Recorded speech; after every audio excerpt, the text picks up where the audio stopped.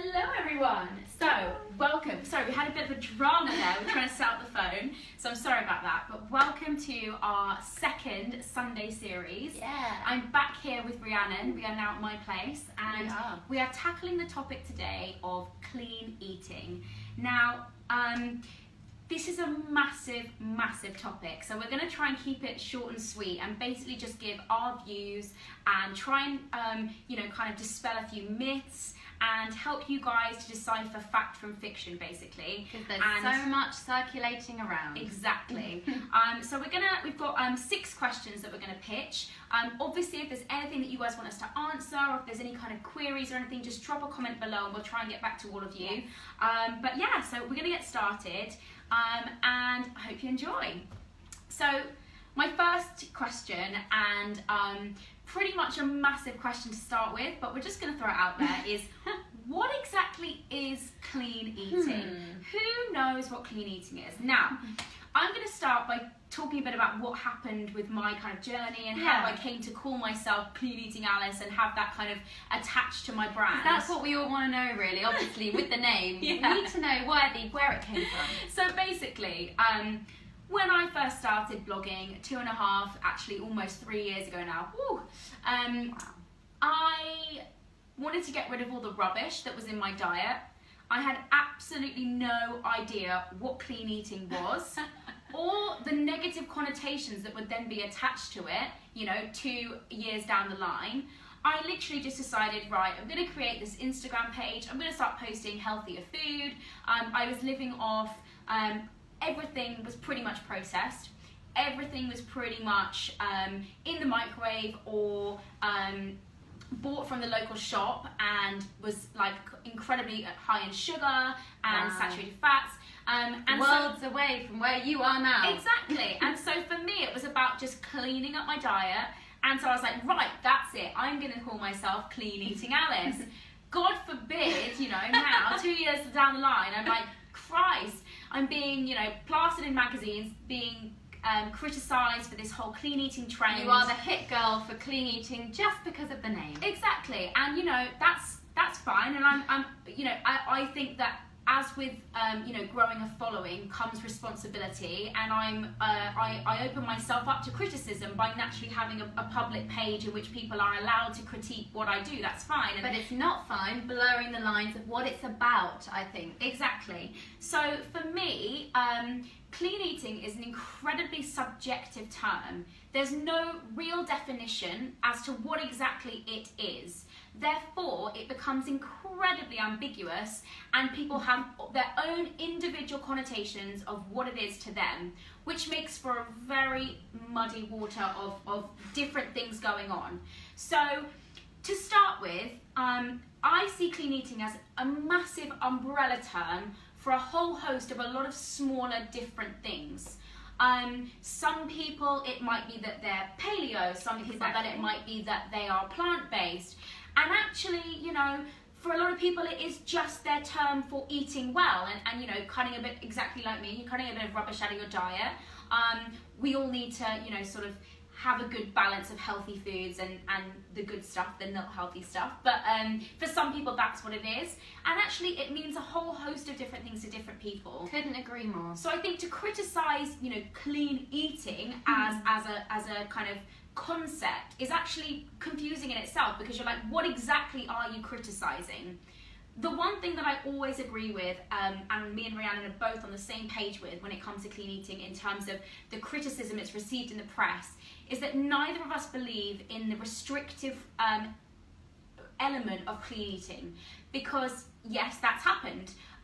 Whilst there are some positives to it, and some people have taken a good thing from it, there are some negatives to it, and I know that Rhiannon's going to touch on that in a second. But both of us believe strongly that restriction is never ever acceptable. Never. And so to kind of agree with the criticism of clean eating, yes, it's not okay to label, broccoli is amazing and that's really good and you can have that, but, you know, having X, Y, or Z is not good and that makes you a bad person if you eat it. That's not what we're about. No. We don't want to label foods as good and bad.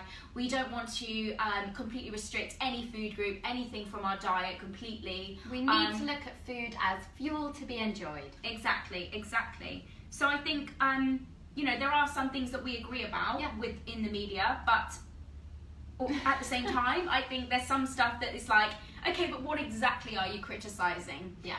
So, I think I kind of covered our second question, but I've described as why I decided to call myself Clean Eating Alice. It was a spur of the moment thing, and you never knew it would end up where it is now. No, and do you know what? Like, if anyone's interested into why I haven't changed it, it's incredibly simple. You know, I built this brand on that my name having a kind of ring to it. People know that I'm now called Clean Eating Alice. I've published the Body Bible under the name Clean Eating Alice, and my second book, Eat Well Every Day, is coming out under the name of Clean Eating Alice. Now, there's a reason for that, and it's because that's what people know me as, and it would be crazy if I was like, right, I'm just going to publish a book now under my name, Alice Living, and no one's going to know who the hell I am. And so you have your principles. Yeah, because exactly. For Alice, clean eating isn't what it's being dictated to be everywhere in the place. Exactly. So I think that's, if that was the question, that's why I haven't changed up to now. So there we go. Exactly. I'm now going to hand over to Rhiannon. I'm going to pitch some questions to her and see what she comes back with. So, as a nutritionist, Rhi, what problems have arisen from clean eating? Okay, so number one, the main thing, everyone, is basically the restrictive element we discussed. The problem is clean eating, as Alice really correctly said, it has no real clear-cut definition. So I get a lot of people coming into clinic who've decided that clean eating means no carbohydrate or no dairy. Or perhaps clean eating even means you have to go vegan. I've heard so many different perceptions of this diet that many people end up being deficient in so many essential micronutrients, macronutrients, things that we all need just to survive. So I think the real problem I find is that we're forgetting that our body is our tool, and every single little cell inside our body, for biochemical imbalances, hormones, everything needs fuel. We need all these different food groups to work together. Now, if you want to go and be vegan, that's absolutely fine. It's perfectly fine, but there's a way of doing it to make sure you still get everything you need in your diet.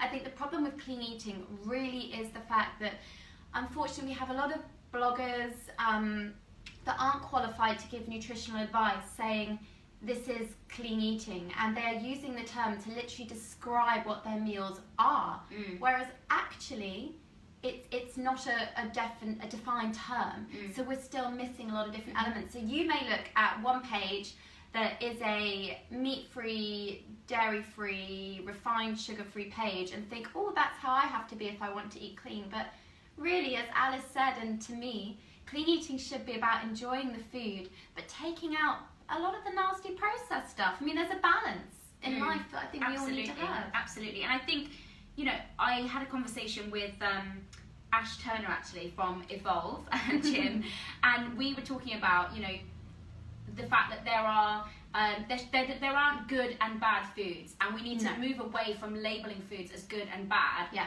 But what we can describe is there are optimal foods, you know, the things that are more optimal to eat. I think and mental health is another thing, because if you are looking at food, I find a lot in clinic as a restriction or something you cannot have, as Alice just said, or you can have.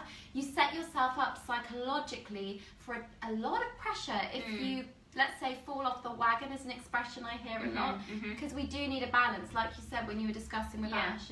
Absolutely. So, you know, there's things that you can, we're not saying that, you know, all the great foods, perhaps like the more nutrient-dense foods aren't great. Yes, they are. Of course they are. You know, we all know vegetables are good for us. We all know fruit is good for us. We all know complex carbohydrates are better than refined carbohydrates. Exactly. And we all kind of are starting to wake up to this now. But what we want to move away from is the fact that all the other stuff is just terrible. You know, calorie restrictions, macro restrictions, different trends. Guys, it should be about moderation for everything, but literally nothing should be labelled. Exactly. Labelling is bad in any environment. Exactly. So I think, that's interesting to hear. The next question, so I think, you know, we've just touched on this, but moving forwards, can you see any pros as a nutritionist to clean eating? Yes. The rise of social media has helped alongside clean eating, I would say, and the fact that people want to get healthy. You guys want to read what's in the packets of your food, which to me as a nutritionist is like, hallelujah. Because why would you want to eat something that you wouldn't have in your kitchen at home? No. In the cupboard, you wouldn't have maltodextrin to top up in your food, or a bit of soy lecithin, or some extra E numbers to just chuck in your food. So if you wouldn't cook with a load of E numbers, why would you want to eat them anyway? So I think having awareness of these extra refined kind of foods, really high in sugar that contribute to cardiovascular disease. I mean, I see clean eating, if I were to look at it as a positive thing, as potentially we can do something to help the NHS, we can cut down metabolic diseases. If we just all eat in a healthier fashion and we still have a good balance with it, we can reduce these chronic illnesses, diabetes, things that have been cropping up, and the rates are going higher and higher, guys. And I personally think that's a lot to do with processed food. I mean, there are so many cofactors, don't get me wrong, but having clean eating, it's good. I think moving on from what you just said, and something that springs to mind for me, which as being really important, is just making sure, and if there's something that can be positive to come from clean eating, that we become educated on our diets, that we learn from qualified professionals. Please, qualified would be a good thing. That use evidence-based information to equip us to be able to make decisions that are going to be best for us. Because, you know, as Rhiannon touched on with my page, you know, it's very personal. This is what works for me within my activity, with my activity levels, with my kind of height, my weight, you know, all of these sorts of things. Alice is an individual and has individual needs, exactly. as do we all. Exactly. So I think, you know, I've learned to make decisions based on looking at evidence-based information, based on speaking to qualified professionals. There is a petition going around at the moment to vote for registered nutritionists to be a protected term, so you guys know where to go to get good advice. That's something that everyone should sign. I agree, but I think, you know, if anything positive can come from clean eating, for me, it's that yes, we have an obesity epidemic. Yes, you know, all of these kind of metabolic diseases and are on the rise. Definitely. Diabetes, they're all there. But looking at the other end, we don't want to send people to the other end of the spectrum. So how do we combat both ends of the spectrum? For me, it just comes down to education. Learning about what you're eating, incorporating, you know, more optimal foods in your diet with a balance of the others. And don't compare yourself. I think comparing yourself, which we touched on last weekend actually, is so crucial, because you do need something different. Your portion sizes, guys, I never do the same nutrition plan for every single client. It's all bespoke. There's no one size fits all. So I think education is key. Looking to the right people for the right information, so that you can make decisions based on you basically, and not looking to someone else being like, oh, because she does that, therefore I need to do this, or because X, Y, Z eats this or eats that. You know, every Instagram page, every blogger, every you know, every person that you see that you want to like look for inspiration, take that with a pinch of salt and understand that that is within the context of their own life. And they don't post everything they eat every single day. So if you're seeing one night they're having a courgette bowl, it doesn't mean they don't eat carbohydrates. You have to take it with a pinch of salt, that it's not a reflection. I mean, we don't personally have time to post what we eat every single day. And sometimes, exactly. So moving on, so as a nutritionist and in clinic, so Rhiannon works on Harley Street in a clinic, seeing clients pretty much every day. I do, every day. So in your job, in your day-to-day job, what dietary trends have you seen if kind of evolved from this clean eating umbrella trend? The umbrella trend is a good term. It's got so many different points around it. So I would say things like raw, vegan, paleo. There's also, unfortunately, Atkins is still around, guys, although I wouldn't consider that more of a clean eating approach. I've got the intermittent fasting, the 5-2 juicing, people that just have their shakes, protein, obviously high protein, high fat, low carb. There are so many approaches, and I think we have all lost sight on what is actually needed, which isn't a diet. I hate the word diet, even though it comes in my clinic every single day. write me a diet plan, but actually it should be a nutrition way of life. And there is no right or wrong, it's what works for you. Paleo can be, unfortunately, because I work with eating disorders a lot, especially the rise of orthorexia, which is something I've seen.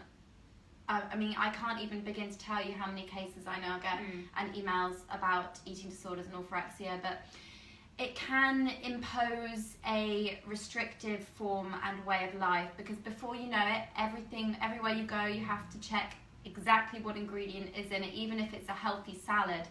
There comes a point, guys, when you're looking at the ingredients on a processed packet, and if you're looking at it and it's getting in the way of enjoying something nice at a restaurant, which actually doesn't contain many processed things, it becomes a real problem. So raw diets, unfortunately, guys, some vegetables, well, not unfortunately, because I loved cooked vegetables. Roasted veg is like my favourite thing in the world. Me too. You can get a lot of nutrition from some vegetables, like tomatoes. They need to be cooked to get the lycopene, the antioxidant. If you don't have carbohydrates, you can't get the protein through the blood-brain barrier to give you serotonin, which is your happy hormone, which converts to melatonin, which helps you sleep. So your body is so complex, and we're designed as humans to have a whole array of nutrition. Think variety. Yes. Yes. Yes. Exactly. Can you tell I love what I do? Yes. I love that. So there's lots of different kind of factions that have come out of clean eating, and I think basically summarising what you're trying to say is that it's just another way of clean eating being seen in a bad sense, in that that's just another form of restriction and control. If you're putting a label on it, that doesn't, like, just because it's got a sexy name like paleo, that doesn't mean that it's acceptable and that suddenly it's like, oh, I'm paleo. Or it's fit food. I think fit food's another thing I'm seeing a lot of, but a lot of that has a lot of chemicals in, guys. Just check your protein powders. Something I just want to chuck out there. So I think that, it's just being wary of, just because it's not, clean eating or it doesn't have somebody told you down the gym that it's a great way of eating, make sure that you're getting all of those nutrients in your diet, and make sure that it's not restrictive, whatever you do. Because it's important to see that people like Alice that are out there all the time, and I would say in the public eye to a degree, as are most, I would even say, celebrities too, like Gwyneth Paltrow that has her, I think it's Goop channel. You have to take things with a pinch of salt, because Alice is first to admit she doesn't post what she eats every single day, because it's just not, we go down to Nando's sometimes, or we are partial to a Nando. Or a bit of chocolate in the evening, so there's no harm in indulging. It's 80-20, isn't it? Exactly. Right, final question, and I think we're both going to give our answer on this, but what is your best advice on this clean eating trend? If you could give your best advice to someone, if someone was coming to you and saying, I know what clean eating is, but what is your best advice on it, and how should I approach my diet?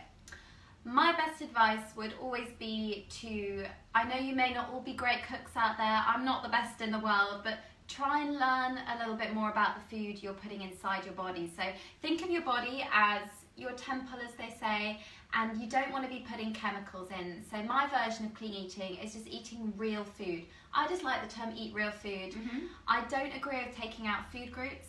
It's fair enough if you are gluten-free, dairy-free, but you can still have carbohydrate, and you can have foods that give you the nutrition you might be missing from dairy, which is predominantly phosphorus, calcium, vitamin D.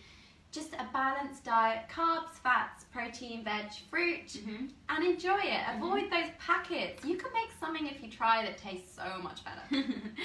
Okay, amazing. What about you? What do you think? So my answer would be, and I'm stealing this phrase from a wonderful, she's a dietitian, and I totally forgot her name, but she sat on the panel at the Rooted Project, which was a project I went to recently with a panel of nutritionists and dietitians, and it was amazing.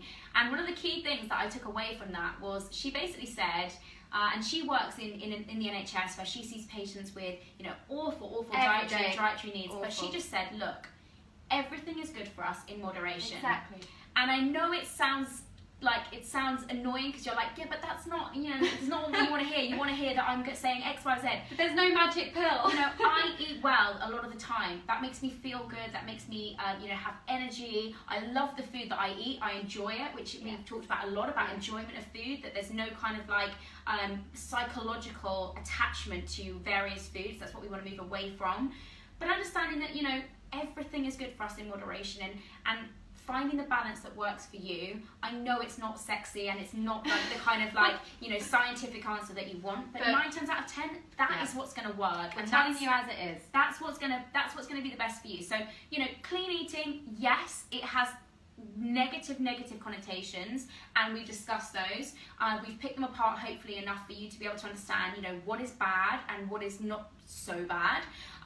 But most importantly, what I hope we've kind of uncovered is that actually, you know, there are some positives to just eating a little bit better, to improving your diet, and that, you know, there's evidence to show that, you know, we are trying to get healthier, and you shouldn't be scared to have an opinion either. I do think if you want to take control of your health, embrace it, because that's a wonderful thing. That's a wonderful thing to feel proud of, that you care enough about your nutrition to do something about it. But exactly, as Alice said, there's evidence. See someone that can actually help. Exactly, evidence-based advice, and seek help from professionals. And we really hope you enjoyed this little Sunday series.